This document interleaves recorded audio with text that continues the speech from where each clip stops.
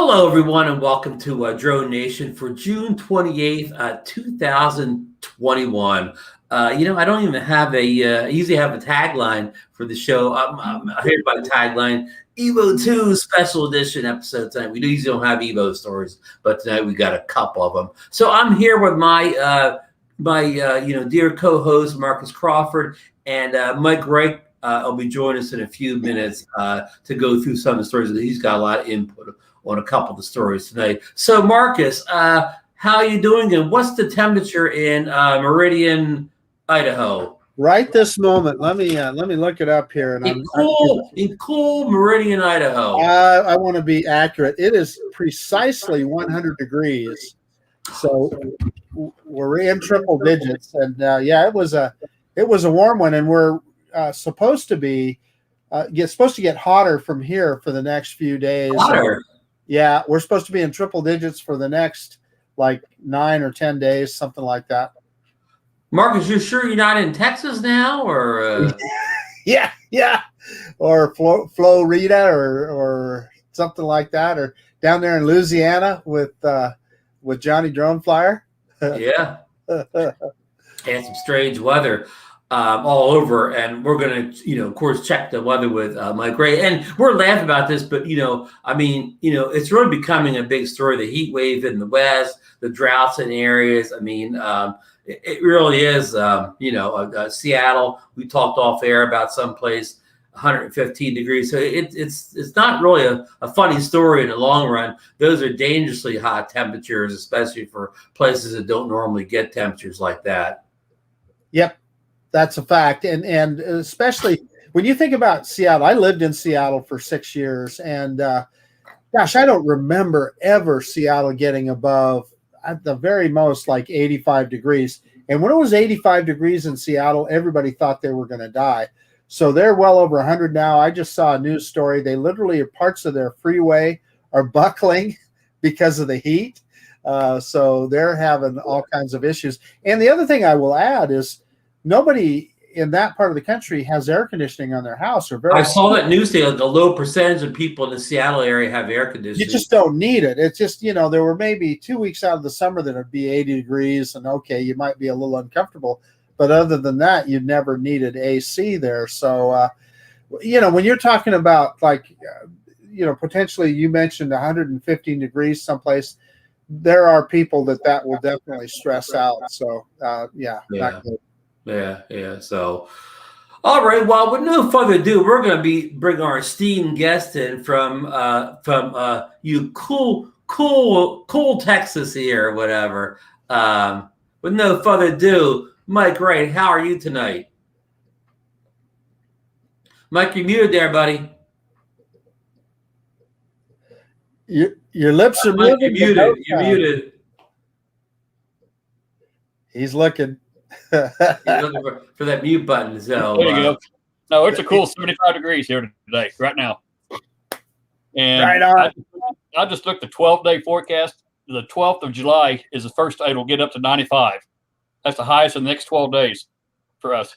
So, folks, if you want to get cool, hop an express plane flight to Texas and get nice and cool down there. We do have rain clear in the next 5 or 6 days, but well, there's a drought. There's a drought in many parts of the country, so that's good too, Mike.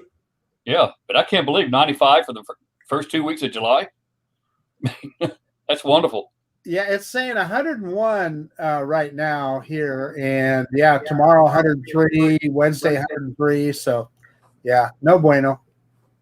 Now, do y'all have air conditioning in your cars up there in Washington, Seattle? You said no, not in the houses, but do they air condition the cars too? Or oh yeah, I mean the thing is, I don't think you can buy a car now that doesn't have air conditioning. I'm chasing Marcus. Yeah. But my Yugo doesn't have air conditioning. What? Well, I grew up, we used to have the vent windows. I remember they turned the vents up backwards, and that was AC. That was AC. 255 air conditioning, right? 2 windows down, exactly. 55 miles an hour. You got it. With 3 on the tree. 3 on the tree, right, Ron? Yeah, 3 on the tree. I was going to ask Mark if he special ordered 3 of the tree on his new vet, but I figured I'd not do that. Too custom, huh? Yeah, I don't know about that one, Ron. Yeah. Well, listen, folks. This is the end of this week in weather. We're gonna talk about drones now. Done with the weather, folks. We probably lost 100 people already with all this weather chat. But hey, listen, I teased the beginning of the show. We don't often talk much about the Evo because there's not a whole lot of news. But there is some news if you're an Evo owner. Just a couple days ago, I saw it in the DroneNation Facebook group. The Evo 2 app got an update that added panoramic photos to it. I know people don't own the Evo 2 would say, "What do you mean that doesn't have panoramic photos?" Yeah, somehow this drone's been out a year without any pano photos in it. So now it looks like it has the same. Well, I mean, I've downloaded the app and looked at it. It has the same kind of basic pan as the DJI drones does. It has a spear, it has the wide one, it has the long one, it has the same 4 panos that basically all drones have. I haven't had a chance to test out in the field, but I've opened the app in the desktop and play with it. Now this is beta. This app is beta. You have to go to Autel's website on your phone or mobile device and download the beta version of the app. And I downloaded for iOS, but I believe it was available for Android too. But I can't say that 100%. It looked like it was in there for Android. So any comments? I know neither of you guys have the Autel, but any comments or questions? Yes, I have a comment. Well, I have a question, Ron. So when is your Autel smart controller arriving? Well, good. I'm glad you brought that up. That's story number 2 here. Oh, okay. I know. I didn't. I'm glad you led into that. The Autel smart controller, which was kind of, I think maybe we were starting to see pictures of it around in May, or maybe even early end of April. People put their orders in. I know Hot Rod Daytona has received his. He promised to do a full review, and I saw Ken Dono has his too. He posted pictures on Facebook where he was showing how bright that screen is on it. So I'm really looking forward to seeing some of the reviews from these guys on it. It should be interesting because where it makes sense on a drone like that is a professional grade drone. I think we can agree on that, particularly the 6K model with the 1-inch sensor. So if that new smart controller, when people are doing commercial work and they don't have to worry about sunshades and all of that business, and I know, and Ron, you know more about this than either Mike or I, but a lot of folks complain about the flight controls on that drone. Now, my feeling is it just because they're used to DJI? I don't know. I've never flown one. I can't say. But I'm wondering if this smart controller might not help with that complaint. I really, it's hard to even speculate there. I mean, the flight control, I think, is more software based than the actual the sticks or whatever, the mechanics of it from that point. But who knows? Possibly, maybe just the placement of the sticks will help, because one of the problems with the Evo 2 controller is it was kind of aerodynamically kind of odd, and you had these 2 function buttons underneath, and they were easy to hit. So maybe the tablet will feel better in your hands. Of course, you'll probably hopefully you could use a neck strap, a lanyard. Yeah. And of course, having that big screen. I mean, one of the complaints of DJI smart controllers, the screen was great, but it was still kind of small compared to their tablets. Where I think the Evo 2 smart controller has like a 7.8, 7.9. So you look like the iPad mini size screen with up to 2,000 nits. So you're really going to have the best of both worlds with this thing. Dono said, go ahead, Mike. Let's get it wrong. Which version do you have? The original smart controller version, or the Evo, or you plan on getting for the second version? Yeah. Based on chip. Yeah. Are they going to compare smart controller to smart controller? Yeah, I mean, I have according to what I've read, I had of course, there is no Evo 2 second generation out yet. So according to what I read, I would have to get generation 1 of the smart controller to work with my Evo. But I mean, until I see all the reviews and everything, a $1,200 smart controller is certainly a luxury that, again, I'm not really doing much professional work. It's really, I probably really can't justify that cost. But my understanding is that version 1 isn't going to be compatible with any future Autel. That's the word out there. Yeah. One-shot deal. basically. That's the word out there. So do you think that'll make these version 1 smart controllers more valuable, or do you think that'll make them less valuable? Two ways to look at that, isn't there? It is. Yeah, it's possible. The other thing that Dono said is that this controller was easier to either thumb or pinch with. I did see that. He liked that. And the other thing is, I think, particularly Autel, I think they really are aiming this, I think, at professionals, because if you're just a casual drone user or a hobby user, I'm not sure, like you said, Ron, I'm not sure you'd want to spend that kind of money. But if you were using that drone for business every day, of course you would get that. Oh, yeah. And a lot of your business required you to fly it at the brightest part of the day. Right. Or maybe just the fact that you don't have a choice when you fly, right? One job might be at the bright part of the day, and one may not be. Yeah. Got to be prepared. Yeah. And at $1,200. I'm sorry. Go ahead, Mike. Go ahead, Mike. Does anybody know the Autel control? Are they going to be Android based, or are they proprietary, or? I believe it's Android. I believe it's Android based, and I did get. Ross Langdon. He's part of our Facebook Nation group. You don't see him in live shows because he's in Brisbane, Australia, but he communicates with me a lot. He's an Evo 2 owner. He's a DJI guy too. He's not just Autel. He said that he got his in already too, and he said that the Google Play Store is not on there, so he had to, update his apps directly by going to Autel. Little known fact about Ross Langdon. What his claim to fame in the drone community, this is the fact. The first time I'd ever heard of him, and when he really kind of blew up, is he was the first person I know to get the original Fimi X8 SE back in 2018. Get out of here. He's the first guy to have it, and he made a bunch of videos over there in Australia, and that was kind of what got him going. And but if you look at what he's doing now, he is so talented with a drone. It is phenomenal. Wow. The guy knows how to fly.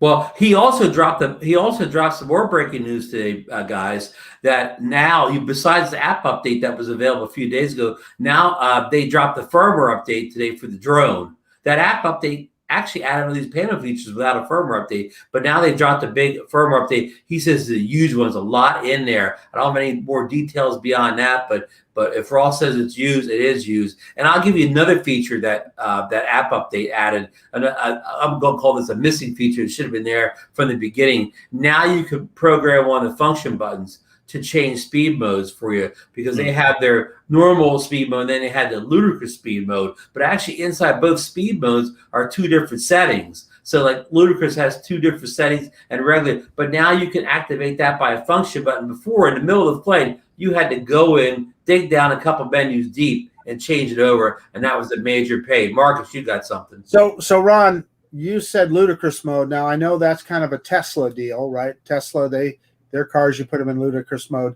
So does that mean that your Autel EVO will have plaid? Sorry, I'm not getting the plaid. It's something plaid about Tesla just came out with a new mode on one of their cars. It's even faster. It's called plaid. Well, maybe that's in this big firmware update Ross is talking about. Sorry, man. Sorry. Well, you know where ludicrous mode came from, don't you? Yeah, from Spaceballs. Exactly. Yeah, that's a great movie. Yeah. So anyhow, it's for us people that fly the Autel don't have these basic stuff that DJI drones have had from the beginning. It's a big deal to have panos and the speak drone. And Ross said the panos look pretty sharp. But you have the option, of course, of shooting raw and putting the panos together yourself, or it'll stitch into a nice JPEG for you. But he said it stitches it real nice into a JPEG. So yeah, good news. Well, I've got a question and a comment. So first, I guess I'll start with the comment first. There very well could be an Autel drone in my future. Mike, what about you? Not in my future. I'm waiting for the Mavic 3. Oh, there you go. Yeah. That'll be soon. That'll be soon, I think. It will be. Yeah. August. That's 60 days probably away. Maybe 75. Maybe. It's a lot of it is all the good things I hear about that drone from people like Ron, and then just my own curiosity. I've never had an Autel product, and everything about this drone sounds really great. So, Except the price. Well, the price, that's the thing. And of course, you can catch those sales where it makes it pretty reasonable. Yeah. It requires a little bit of a commitment. And the point of it is, like you, Ron, I probably wouldn't worry about the smart controller, but yeah. Yeah. So, okay, I guess we'll wrap up on Autel here. So, so good news coming out of Autel with they're still aggressively firmware updating the drone, and I'll download that the used firmware tomorrow and see what it adds to the table. Okay, let's see. Let's move on to story number 3 here, folks. Okay, the Zeno Mini Pro is supposed to release and start shipping on June 30th. Do we have any faith that this will happen? And we just got since I wrote this, I went over to Hubson's website, and now on their official website, they say shipping early July for the regular model and mid July for the what do they call the thermal model? The thermal. Yeah. Now, Marcus, do you have any faith in these shipping dates? Not one bit. I watched Bill the Drone Reviewer's program today, and it was an email sent to him by somebody else that heard it from Hubson US. Now, you need to understand that Hubson US is not Hubson Global. It's a completely separate company. They're just a distributor. They really don't have anything to do with Hubson, the manufacturer, other than they sell Hubson drones. Now, would they have an idea of when those drones are going to show up? Yeah, probably, I suppose. However, I just don't think Hubson has been so quiet, and it's just been crickets. Ron and I both have them ordered, and our orders just show processing. Never an email from Hubson, never anything. The original date was June 15th. Why in the world would we believe July 15th? I mean, I have no, yeah. Does Lauren have any comment on that? Because he had mentioned the other day his order was supposed to come in Thursday or Friday last week. Yeah, that's right. I haven't heard anything from him to say that. He's in the chat, I think. Yeah, he is in the chat. Lauren, I don't know if you can shine any light on that subject, but I'm pretty disappointed in the way all that's coming down. I think we talked a little bit about this last week, but we paid full price for those drones. In other words, more than the equivalent DJI drone would be. And so my expectation is I expect DJI quality out of the deal. And that includes customer service from the company. And so far, it doesn't look very promising. So it makes me think, what are we going to get when we get the drone? Is it going to be like the Fimi Mini? Is it going to be a work in progress? If it is, I'll tell you, I will be bitterly disappointed because it shouldn't be at the price we paid. Anyway, I'm probably getting ahead of myself because we haven't even seen the drone yet. It may be. Well, except that demo model that crashed at the big release party. It may be all that, and I hope that it is. But the fact that they're not even communicating with us is not a good sign. We've seen the V2 as much as seen the Mini. Yep, exactly. So if anybody wants to go over and check Bill the Drone Reviewer's video out on the Zeno Mini Pro, you all know where his channel is. Go out and check that video out. But Marcus, final thought on the Mini? Well, no, I'm just going to pass along the message to everybody. Ted Bowman just texted me. He passes along his regrets. His power is out at his house. He lives south of me, so that makes me wonder about that. So he can't join us tonight. So that's why Ted is not in the chat. And Dr. Ted just posted a GoPro video recently. Everybody should check out.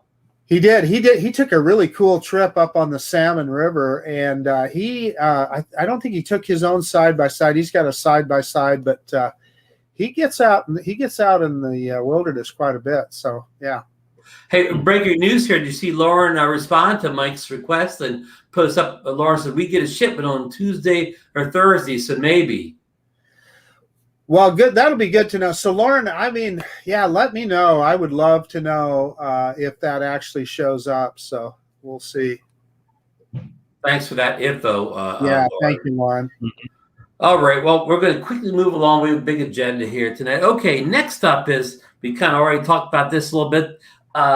The new Fimi Mini Firmware has come out since last week's show, and probably a couple different firmwares. They release firmware faster. That I wish they release. I wish these companies release drones as fast as they release firmware updates. Now, Marcus, have you had it?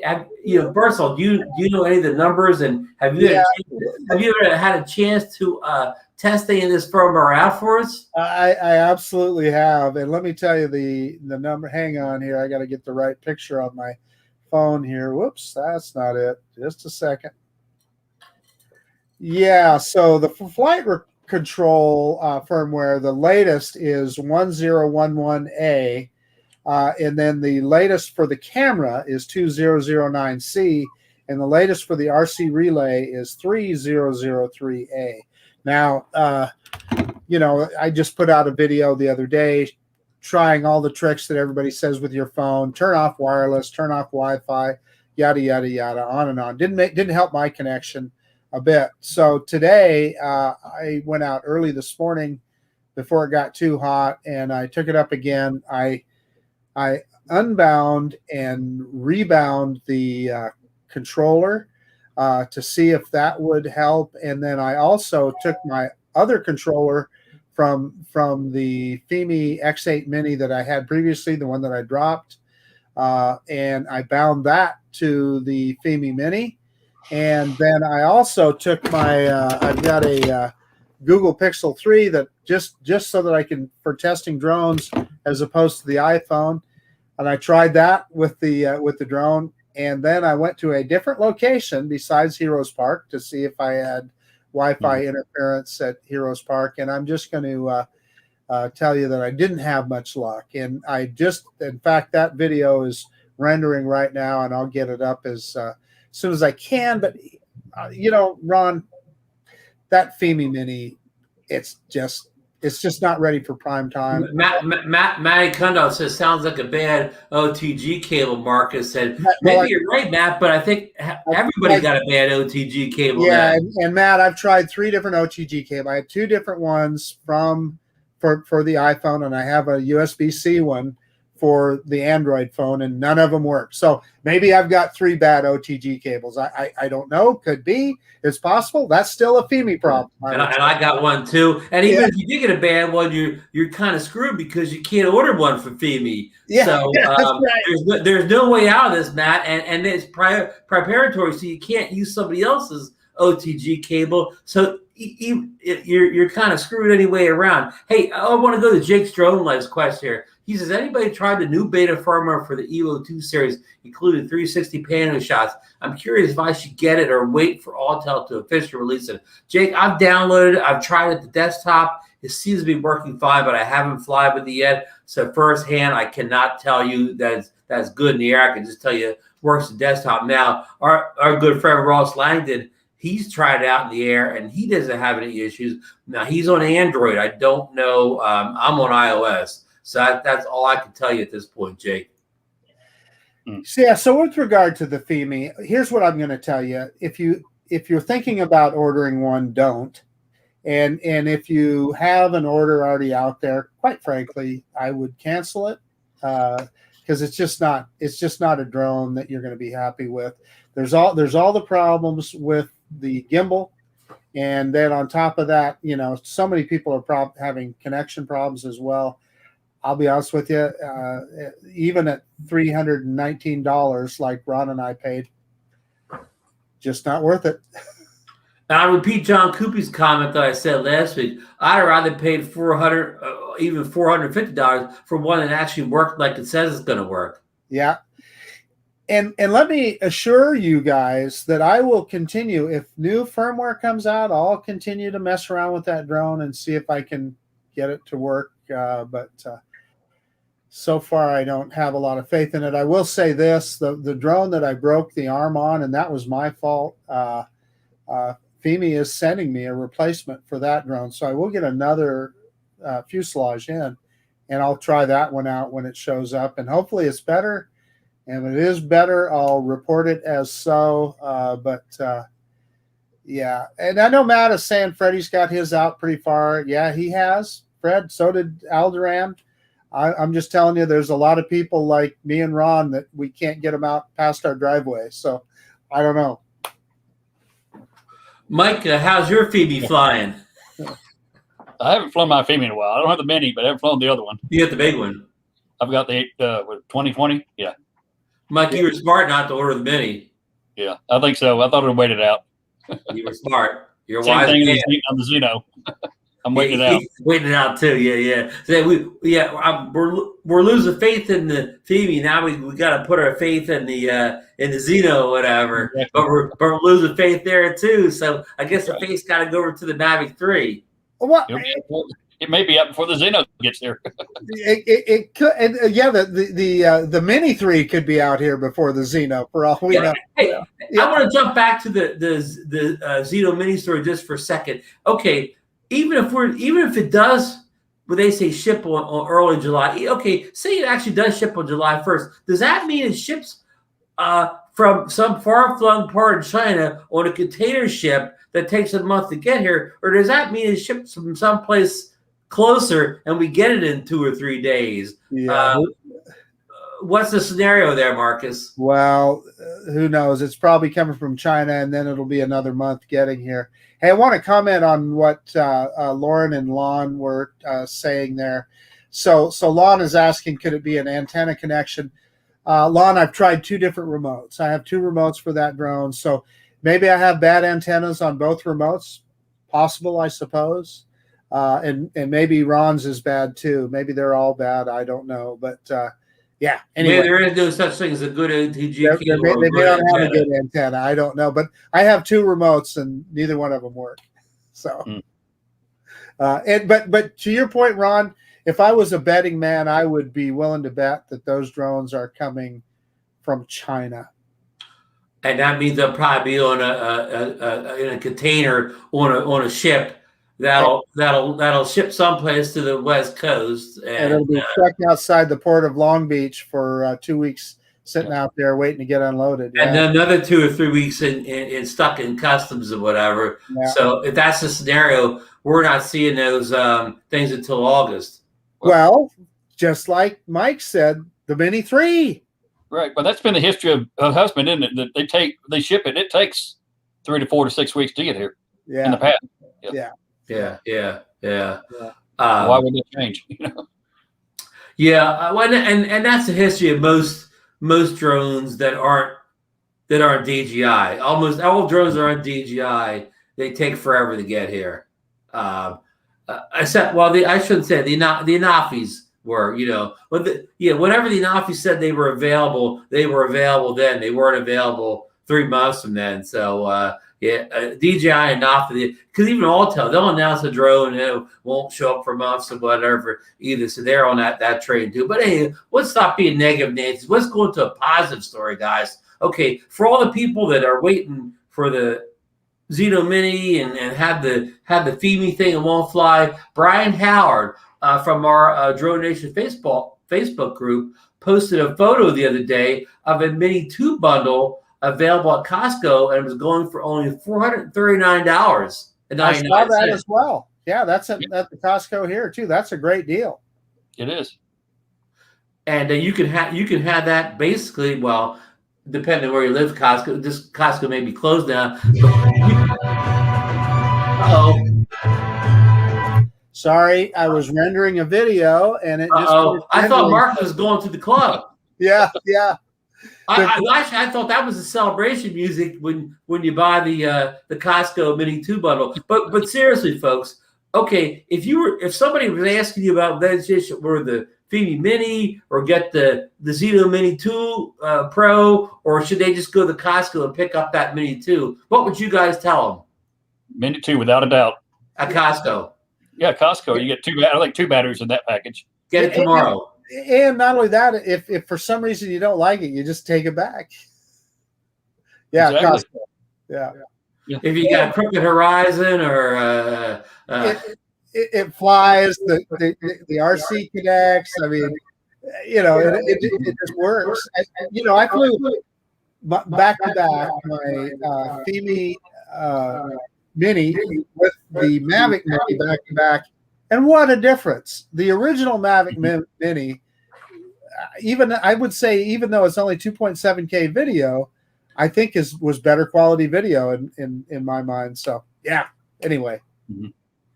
So anyway, that gives you guys an option if you want a mini drone and you want it now. You don't want to wait months, or you don't want to wait months for the Fimi to get the firmware right. But anyhow, okay, story number 6.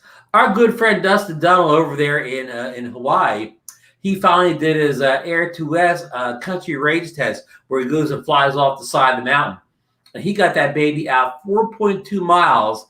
And he takes out until it hits 50% battery and then comes back. And he could have gone a little bit further because he landed on 12% with still on his battery. Did you guys get a chance to see the video? I haven't seen it, but boy, that sounds like Dustin. Mike, you saw it? I've not seen it yet. No. Okay. Yeah, well, Dustin just comes back on 50%. He didn't expect it to have that much. At one point, he thought he said, I'm going to be coming back hot. He didn't think he was going to make it, but he wound up, landing with 12% on the battery, and he was really pleased. He said this is like his best range test since the Mavic 2 Pro, and he was real impressed with it. Now, mind you, Dustin turns off all the obstacle avoidance sensors. He turns off that downward light. I mean, you know how it comes on automatically. Right. He turned all the bells and whistles off. All the advanced features off to save battery life. But he did record in 4K, and people tell him, well, don't just do a screenshot. Don't even record in 4K because that eats battery. But he did record video from the camera. So, unlike most of Dustin's videos, it's kind of uneventful. There wasn't too many hairy moments, but I think it just got released in the past day or so. So get over to his channel. You know, nobody range tested like Dustin. He's the king of the range tests, isn't he? I mean, and he's not afraid to send it. He's got the area to do it too. Yeah, he does. So. Yeah. So okay. Story number 7, and this kind of leads to something Mike posted in DroneNation a couple weeks ago about. There was a conference recently where they talked about the FAA talked about flying beyond visual line of sight. The Skydio 2 drone, the FAA issued a waiver for a company to fly beyond visual line of sight using the Skydio dock, and that little. It almost looks like a toaster, when somebody says, where it comes out and it takes off and, flies like, I guess you would call a waypoint mission to inspect things. But now they got, this one, I don't know what kind of company it was, they got permission to fly beyond visual line of sight. And I don't know if it's flying that far. It's just nobody there to watch it. So that's why it's beyond visual line of sight. Mike, do you think this kind of plays in at all with that conference that you were talking about a few weeks ago? I think it does. It just shows that they're serious about providing beyond line of sight. They're in that direction. And you feel that with the right things in place, that visual line of sight can be safe? I think so. I think it'll probably be classifications just like they got flying over people. They have 3 different classifications. I imagine it'll be something similar to that too, I would believe. Yeah, exactly. Depending on whether you're out in the middle of nowhere or whether you're in an urban environment or the type of drone you're flying as well. Yeah. Right. Now, obviously, if this company had like a construction site or something like that, there shouldn't be any civilians walking around anyways. Maybe a couple of them with hard hats that would be safe anyways. Right. So kind of good news there. How about our friends at Skydio being the first ones to get this? I'll bet you they were pushing pretty hard. Yeah. Well, I bet you they were talking to some people in high places to get this pushed through. I suspect you're right. What my hope is with BVLOS is that we can get approval just like we do with Lance right now. Okay, you're going to fly. And just like you were suggesting, Mike, hey, it would be very different if you're flying over the city as opposed to out over the Snake River Canyon. and something that you can get just on an app and say, okay, this flight is going to be BVLOS. You might have to tell them, okay, how far are you going to go? And you're going to, you can say, up to a mile or whatever it may be, and put all those details in there. I am perfectly fine with providing all of that stuff. And, it would encourage people to be safer. And I can see how that could be. It could fly into using the U.S. Forestry, the state forestry for forest counts, for wildlife counting, all beyond line of sight. Because absolutely, yeah, I can see how the government could use that a lot, and state agencies, and individual entrepreneurs as a result. Hired by the state. True. Yeah, for instance, like a lot of agriculture around here, and hey, if you're mapping somebody's field or something like that, right. there's some big acreages out here, and you could go out and do what you needed to do. So yeah, that's nothing but good news. And I think, and Mike, how do you feel? I feel like it's something that can be done perfectly safe, and in fact, in some ways, I think it's even a little bit safer. In some ways, when you're trying to stare at your drone, and particularly when I think about manned aircraft in the area, you hear them way before you see them. I don't know. It just makes a lot of sense to me to be able to do that. And as it goes further and further development, the drone's going to get that much more accurate as well for accuracy and the technical items that they're improving every year. It's going to get that much better, and obstacle avoidance that is beyond line of sight. Yeah, and we have ADS-B on our DJI drone, or on our Air 2 drone, which is really cool. Both Air 2s, correct, Marcus? Both Air 2s, and who knows if that'll get improved even more. And I don't know. Ron, you guys have both seen it. It is amazing to me how you can see the track of that aircraft and everything, and you know almost instantly whether it's anything you have to worry about or not. Yeah. And if it has the ADBS, it could be programmed where it fly opposite direction from the aircraft if it has beyond line of sight and good optical avoidance, just automatically get away from the aircraft. Yeah, exactly. Automatically avoid it, and that would have nothing to do with any sensors other than it just knows where they're at, and it could take evasive out. Exactly. Yeah. Do you guys feel that the Mavic 3 may have the ADS-B built into it also? Come on, Ron. Was that a serious question? Well, yeah. Do you think that'll be in the Mavic 3, that feature? I suspect. No, I suspect so too. Okay. And I think I've said before, I think it's going to have the optical avoidance of the Skydio too. I really do. They haven't done anything. DJI has not addressed the Skydio 2's advanced capabilities yet. Michael, any of them, that would be something that would just be for me. I would be all over that drone if that's the case. How about you, Ron?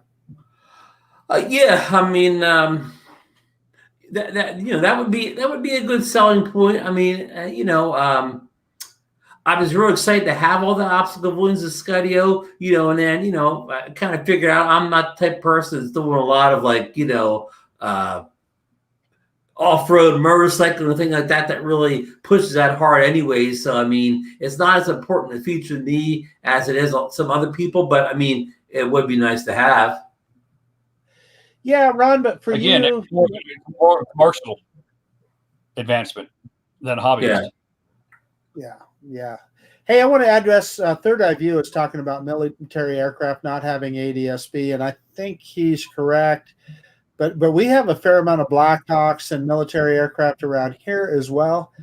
But I'll tell you, if you miss one of those military aircraft coming at you, you're either blind or deaf or something. You hear them long before they're ever, Right. You're in some kind of zone, not paying attention. Yeah. Hey, I want to shout out Hot Rod in Daytona, join us in the chat, and welcome in, Hot Rod. We kind of talked about the Autel Smart Controller earlier. Autel was our lead feature today, believe it or not, and we shouted you out as one of the people that has got it. and everybody's looking forward to your first video review of it, because we know that you're really going to do a good job on it, because you really put a lot of time into the Autel products and reviews. So welcome back. We haven't seen you in a while. So again, we did shout you out earlier. And he has Rod has the technical expertise that he'll be able to really tell us the details of that thing too. Definitely. So looking forward to it, Rod. Yep. Okay. Here's another story kind of related to, we'll call FFA and Flying Beyond Visual Line of Sight. Okay. So, I think this may have just been happening. We did the show last week, or maybe not, but as Mike pointed out in our chat, the FAA promised they would have a hobbyist test coming up sometime this year. And this arrived last week. Is called Trust.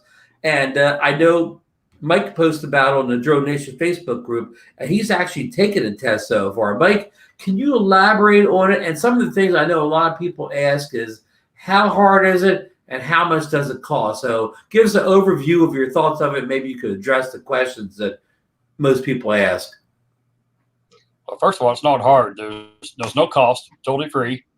And you're right about the FAA announcement. They announced back in January or so that they'd be having a test in June, and they made it in June. So that's a good thing there. You can't fail the test. Helps and pay attention. Yeah, helps and pay attention. I did a little bit of research. It's curious as to, there's no what I call tooth in it, and it doesn't appear to be. There's no penalties, no fines. It's basically recommended that you do it. I did send an email to FAA this afternoon. They hadn't responded yet. There's a response. You can send it and say, I got a response back, and an automated number that I've requested information to see what they have to say about that. They do have, in absence of the CBOs aren't, you follow the CBO guidelines, community-based organizations, and there are no true CBOs yet. And each CBO has their own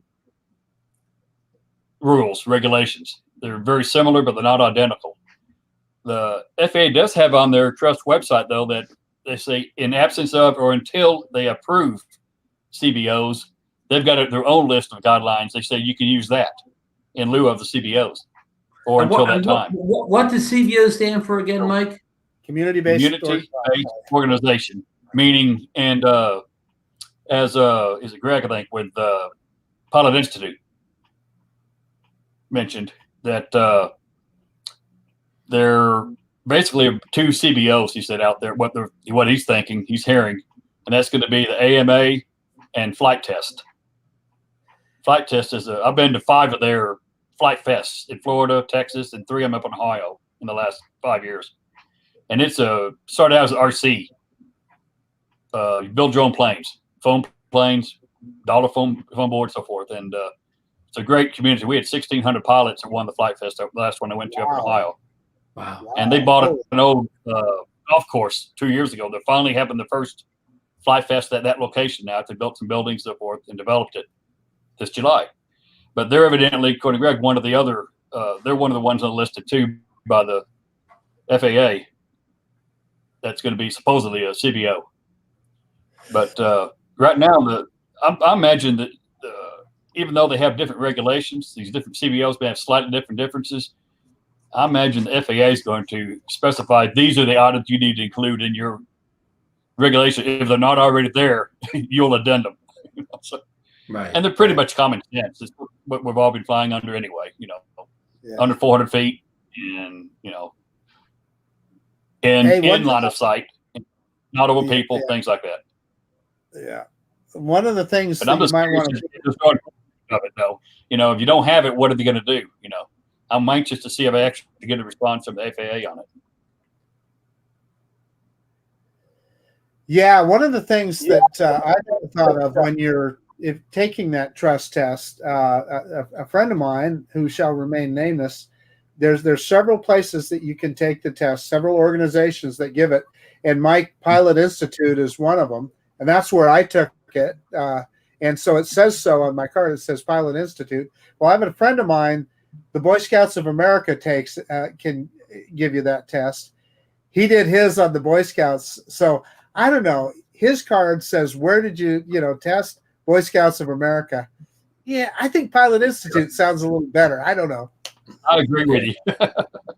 Yeah, I agree. Now, Mike, did you feel this test was more drone centric than taking the Part 107 test, which is kind of like probably more airplane centric than it was drone centric? Was this any different, Mike? I think so, but I believe this trust test is more common sense. I mean, and it really isn't a test. It's really more of a seminar than anything. Can you give me like a kind of a sample? Can you give me a sample of one of the questions you got? Let me think about. I can't think one right off the bat. I mean, I was trying to remember too. Visual on a site, a VO versus a pilot in command. Who's in charge? Things like that. Okay. 400 feet. I mean, it talks about that, and it goes over that before you take the test. There's like 4 or 5 different subchapters. Each of those, they ask you 3 or 4 questions into the chapter, and then they have a 15-question exam or training response at the end of it, and you're done. Now, how much time should you set aside? Look at it again before you get to the next question. So it's kind of you can't lose. Right. How much time should you set aside to do this, Mike? Oh, I had less than 30 minutes. Okay. And I've talked to people that have flown all the way through it and just took the exam at the end and got it first time. So all you gotta do is set an hour or less aside to take this. That's right. Yeah, won't take long. Good to know. I planned on doing it. I've just been kind of busy and would worry about the time, but I will get it done this week. So the gentleman at Pilot Institute, and I can't remember his name, Mike. The guy that does their seminars, but he said that even if you have your Part 107, if you plan on flying for pleasure, you still need to take the trust test. So that's correct. I was thinking about, okay, what do I need to carry with me when I'm out flying? I'm going to have to carry my Part 107 license. I'm going to have to carry my trust test license. I'm going to have to carry my Pleasure Flight Hobby Flyers registration page, and potentially for your drone, I'm not sure if you have to carry it, the registration for the number that you put on your Part 107 drones. So you get, fair amount of paperwork you're going to have to take with you. Now, also, if you take that addendum for flying at night, or you have to print that out and take it with you as well. Yeah, so it's a lot of paperwork that you have to carry around as a pilot. Well, it depends on what your intent of the flying is. Are you going to fly as a 107 or are you going to fly as a recreational flyer? And that's all it comes down to, really. And then you know what you take. Or that's have true. it all have it in your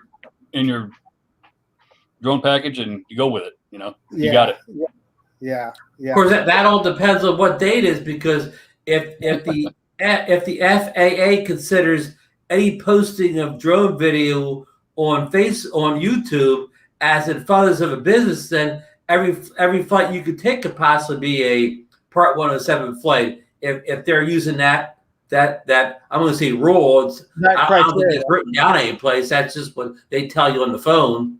Their interpretation. Well, so let me throw this at you. So say I go out to the Snake River to do a flight. I love flying out there, and it may just be a pleasure flight. But I see something really cool while I'm out there doing my pleasure flight, and I decide, I'm going to post that on YouTube.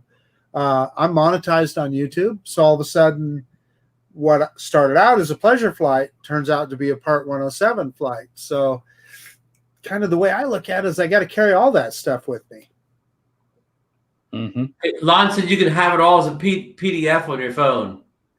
You could. Yeah. Yeah. And there are some instances where you may want to fly as a recreational pilot, as a 107 and not a recreational pilot. I'll give you an example. It's what the pilot's intent is, nobody else's. And for example, I think I mentioned to you before, one of these days I want to fly the Tower of the Americas in San Antonio. It's a 735-foot tower. Yeah. As a hobbyist, you can only fly 400 feet, no matter what size the building is to the tower. If your intent is, say, for training, for your 107 projects you have, you want to fly this tower at 1,100 feet, you can legally do that. If that's your intent to fly as a 107 pilot, you can do it. It's in G airspace. But as a hobbyist, you're still limited to 400 feet, period, no matter how tall the building is, right? That's just one example. A lot of things to think about. That's the point, is there's a lot of things to think about. So, right. It comes down to intent. Yeah. And if you record it as 107, if you record your intent, I would think that makes a big deal, whether you're posted on YouTube in the future or not. You've got a journal that says, this was my intent to fly as a, now you can change it can be changed after the fact, but it's the original intent of when you fly the drone from everything I've read and heard. So good point. 3 months down the road, you know. So good point, Michael. I mean, so what I may decide to do is just say that everything I do is part 107, right? I could say that. I do that when I go by length. I go by length. I always go one because I'm usually most of the space I'm in airspace. Some I'm in G around. My office is in G space, but it's sandwiched between Alliance Airport, Fort Worth, and DFW. And there I don't have to do it. But if I'm in a Lank area, I always go as 107. Right. I mean, 107 part. There's no reason not to. Yeah. When the I'm other thing flying that daylight, you know, and when you do I just feel like Lank, it's going to be easier to go through Lank with a 107 approval. So that's what I've noticed, Mike. When you do Lank with part 107, they already have your information. So once you enter your number in there, there's nothing else you have to enter. They already have all that. So, you don't have to go through as many screens as you do as a hobbyist. Yep. Hey, we kind of beat that one here. Our final story for the night, story 9. The Rhode Island drone meetup is set for July 31st, 2021. It's starting at 8 a.m. in the morning at Collier Point Park. And, I figure that's Rhode Island, even though I don't think it's said. But and I know Captain, our good friend, Captain Ray Kelly's talking about going, and some of our friends like Mark Fisher and a couple other guys we met at the Florida Drone Meetup are part of the Rhode Island Drone Flyers. So if anybody would like to go out and support them, please contact. I think they have their own group on Facebook. So just look for the Rhode Island Drone Meetup. They have the site going right. And I'd love to get Mark Fisher, the hero of the Florida Drone Meetup, when he rescued the FPV drone from the from the shark infested waters. I'd love to get him on the show to talk about the meetup. So I will contact Mark, and we will try to get him on before the meetup if anybody wants to know any details about it. Yeah, I mean, all those meetups they're always fun. So yeah, if you're in that area, Ron, have you thought about trying to make it to that? Rhode Island's a beautiful state. I mean, I love Newport up there. Again, it's a beautiful state. I think I have a wedding that weekend, Susan's niece. So I think I'm out that weekend. Well, enjoy the cake. That's all I can tell you. But again, if anybody's thinking about it and have never been to Rhode Island, it's definitely worth taking a trip up there. I've been up there a couple times, and it's beautiful up there, especially this time of year. You don't want to go in the winter, but this time of year, it's beautiful up there. Captain Ray's going. He just put that in the chat there. So Captain's going to be there. Eddie Nunez is going. He's going to go. He said Billy Kyle and Dobo are going to be there too. Yeah, it's going to be some big stars there, and Ray's taking a ferry. Boy, I wish I could go. I'd go up there and take a ferry with Ray. Hey, so you would know this, Ron, probably more than Michael or I would. Yeah, I look into Can you fly from a ferry, Ron? Well, I think did they cover boats in the Part 107 training? I know they covered moving vehicles, but I don't know if they specifically said can under certain conditions. I think if you're in Class G airspace, I believe you can. You still couldn't go over the top of people, etc. If you're in a remote area, like if you're on a remote road, you can fly from a car. They specifically say a remote area. Right. Of course, you're not driving the car. Yeah. But then you have to deal with the second thing. The ferry boat, since this is probably even it's, I don't know if it's going to be a public run ferry or a private run ferry, but they could have their own drone centric laws that could override all this other stuff, because especially if it's a private boat, a private boat owner can institute any rules he wants to. Well, of course they could, and cruise ships do that. Cruise ships, in fact, there are very few cruise lines that will allow you to take your drone on board. In fact, you could check them as you get on, and take them on excursions. Right. Then when you're on an excursion, you can take it with you. Yeah, because they don't want that on their ship. Yeah. Yeah. So the ferry boats have it, but so legally, Mike, you don't think there's anything against flying off a ferry if you follow, of course, all the normal rules like 400 feet beyond visual line of sight? You think it's okay? As long as you're in airspace, you're in good airspace, and you're legal. Yeah. So, Captain Ray, you're going to be on that ferry. We expect you to test that out for us in a video. Just kidding, Captain. I looked at trying to get a cheap flight up to Austin, but I can't do anything, so no way. It was like $500 each way. Oh, wow. To go, just normally to get cheap flights on Southwest, but they don't have anything like that to Rhode Island, Providence, or to Boston even.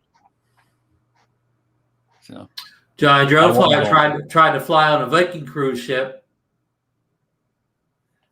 Yeah, and I'm sure they don't want. You can imagine, and I totally get it on those cruise ships. There'd be people. For one thing, you're moving, and a lot of things to think about, and the average Joe throws his Mavic Mini up in the air and it smacks somebody in their forehead. Yeah, it wouldn't be good. Hey, you see Mike B's comment? But Mikey B has the answer. He just said, just paint an Amazon logo on that drone. You'll be good to fly anywhere. Well, Walmart. Yeah, except Walmart. Yeah. That's a good one. Yeah.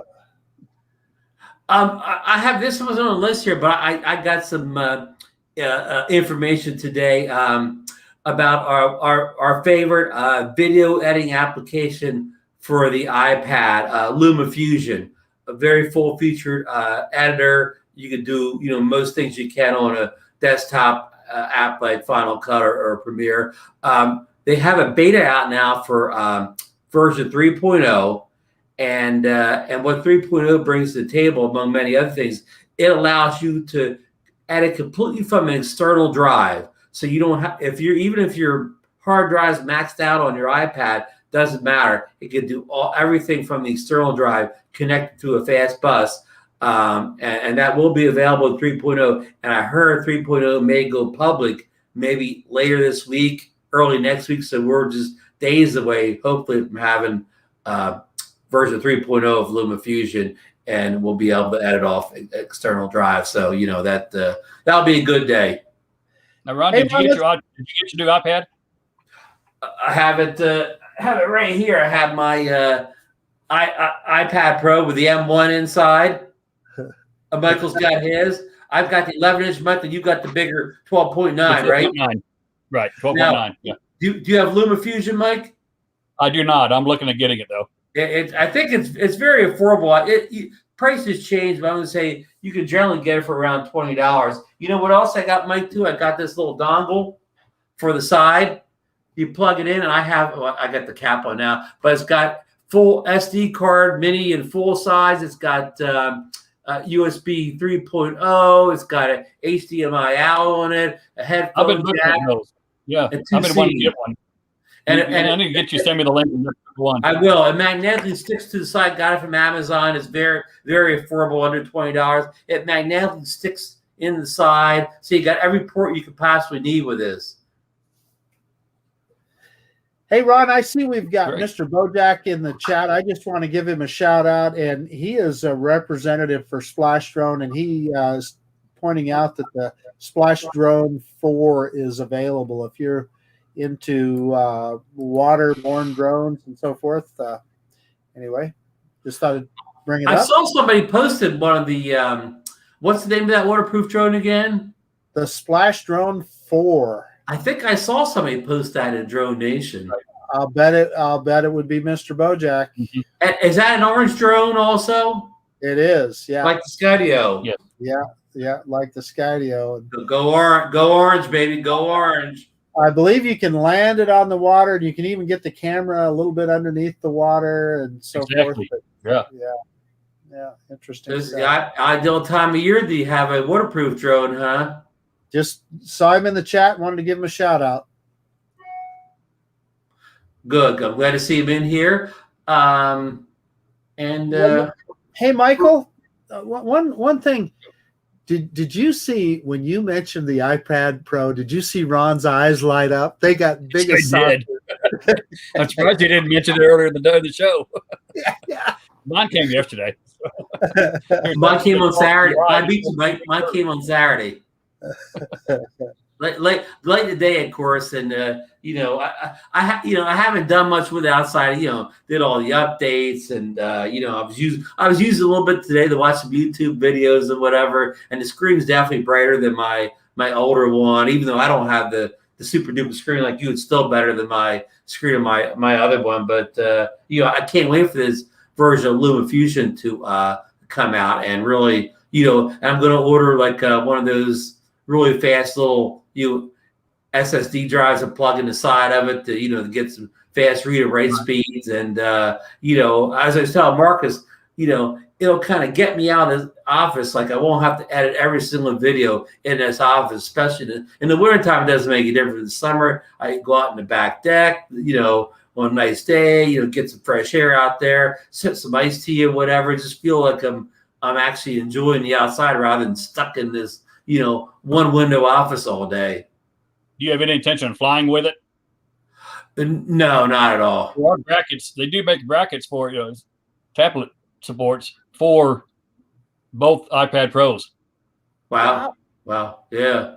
Heavy when you do that. Yeah. I don't like a top heavy controller as it is. I mean, I know you can spend hundreds of dollars getting customized mounts and straps and whatever, but at that point, when you spend as much time to customize your kind of rig as you are on the drone, I don't know what's over. I might as well just buy that darn smart controller for $1,200. I'm happy with that iPad Mini 5 when I use it at times. Yeah, it works. Yeah, I'm waiting for the 6. Yeah, I mean, I know people hope the 6 has a lot more nits to it. I mean, I just don't know if that'll be Apple's focus to put 1,200 nits in an iPad Mini, but we'll see. Right. We'll see. I got to ask you, Ron, when is that 6 coming? It was rumored to come in the spring events. It didn't get announced. So, maybe it'll show up in the fall. But, the iPad Mini is not even a big announcement. Like for Apple, they'll announce all their other stuff. Oh, yeah, and the Mini 6 is out. I mean, for them, the Mini 6 is kind of like the forgotten, a thick pad there. Even they'll update it eventually, but it's definitely, it's never been outside of when it first came out. It's never been much of a priority for them. It's it's one item. It's what do you call it? It's a niche item for them. People buy it, but it's definitely nothing they make a big deal over. In fact, after the first two Mini came out, they came back and they acted like they weren't going to do any more of them at one time. Yeah, they thought it was a dead product for a while, and then finally they came out with the Mini 5. But the big question is, will they cram the M1 chip in it, or they just put the X14 chip from the current iPhone in it? That's the big question. Right. It'll have some type of upgraded chip. You're going to upgrade somehow. So. Yeah, because I mean, right now, like Mike and I are excited about the. Why are you guys so excited about an iPad Pro? Well, the M1 chip in this is as powerful as what Apple's putting in their current laptop lineup and even their current iMac. So we'll be able to, theoretically chew through 4, 5, 6, even 8K video on his tablet, with ease. And LumaFusion, I know, can handle I knew that, I don't know if they go up to 8K, but I know they can handle up to 6K or whatever. So it's going to be exciting to see this thing just chew through, this high definition video on a small platform. And believe it or not, Ron, I found a app yesterday, Duet. It can use, if you're not, you can use an iPad, an iOS screen with a Windows computer, have dual screen. I've had that application You before. have a touch screen on your iPad that you don't have on the Windows screen. It's amazing. And Duet works from an iPad to a Mac also, of course. Yeah. But I had the Windows. So that's amazing. Yeah. Yeah. Yeah, Marcus. We forgot to tell Marcus about that one.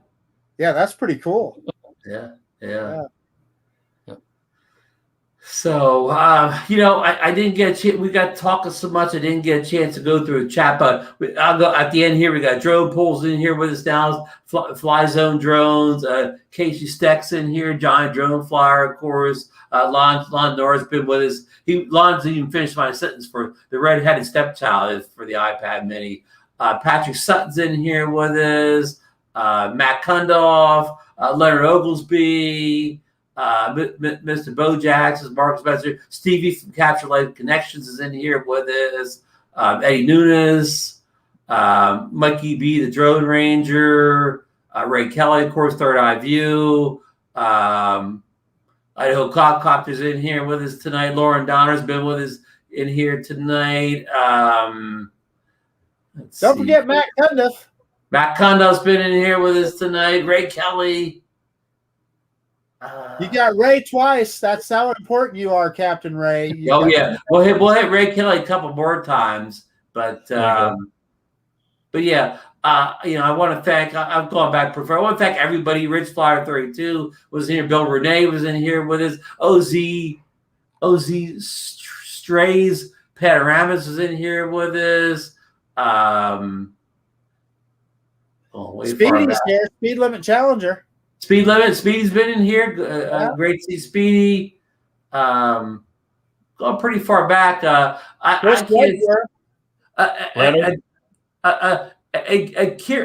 Show. I can't say it like Mikey Kids was in here with us way back. Yeah. But I want to thank everybody who joined us. I'm sorry if I missed some people that were in here early and you had to balance out or whatever. But cover a lot of ground tonight, I hope, for you people. If there's any stories that we don't talk about that you want us to talk about, just put it in the DroneNation Facebook group chat, and we'll try to, focus on some stories that you think we should cover and we don't cover, anything like that. I know we got the 4th of July holiday coming up next weekend. Mike, Marcus, do you guys have any 4th of July plans coming up? Not so far. I'm going to enjoy the cool weather. I'm jealous. Now, you typically try to get fireworks with your drones or catch fireworks?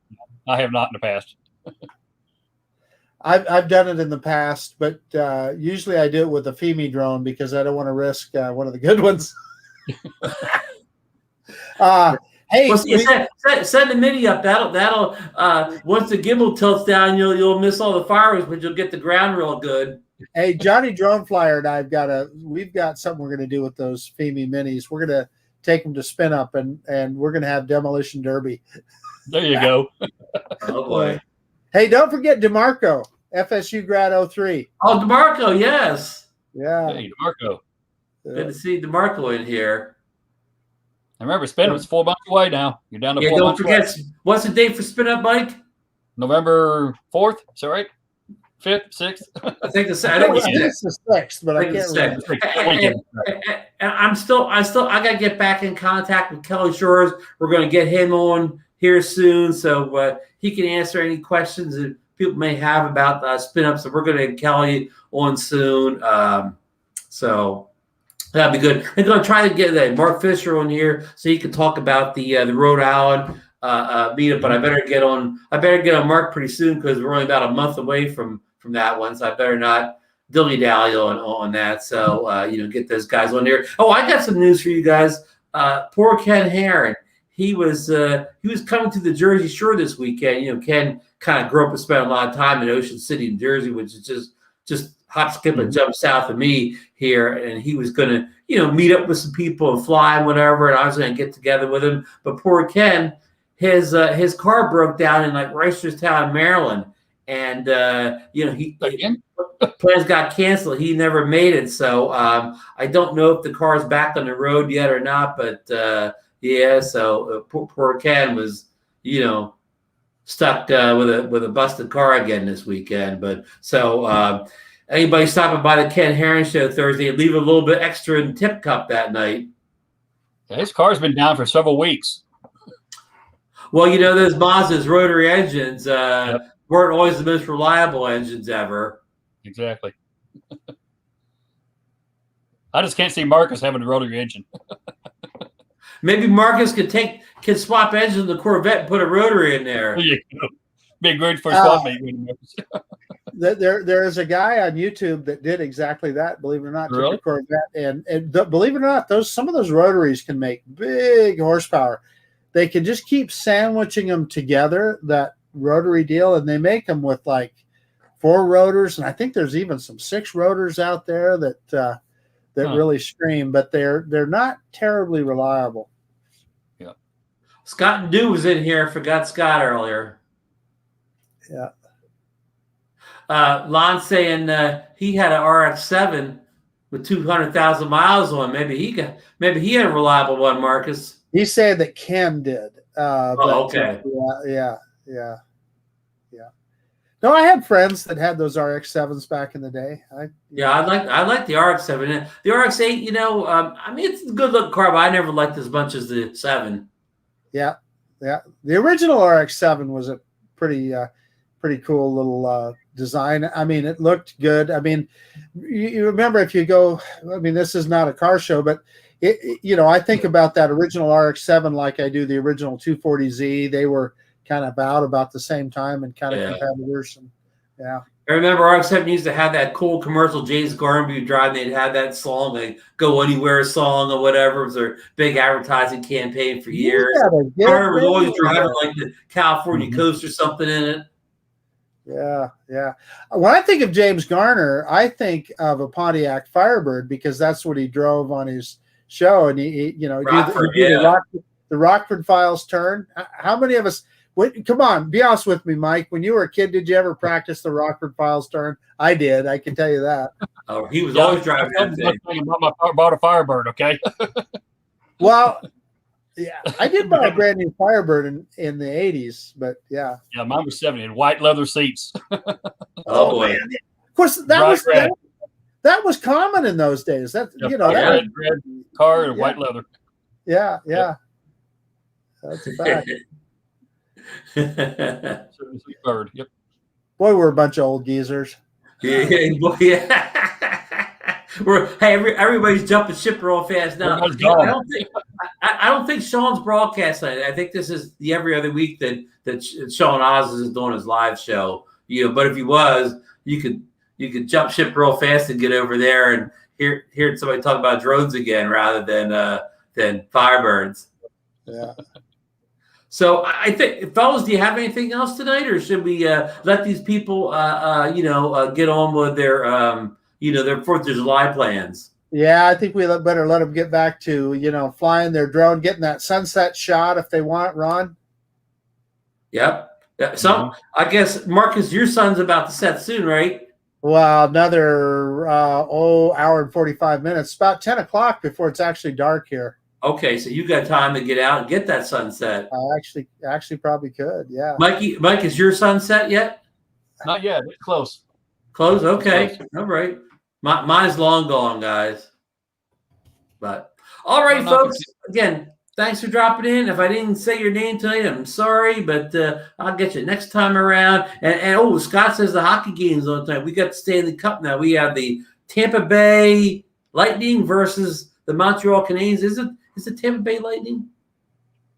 No hockey fans here, obviously. Yeah, me. Wouldn't have a clue. But anyhow, Stanley Cup, who do you like out there? We don't have hockey fans here, but I'm going to tell you about a Stanley Cup one of these days, Ron. Pardon? Remind me to tell you about the Stanley Cup dent that happened in the dent when the Dallas Stars won it.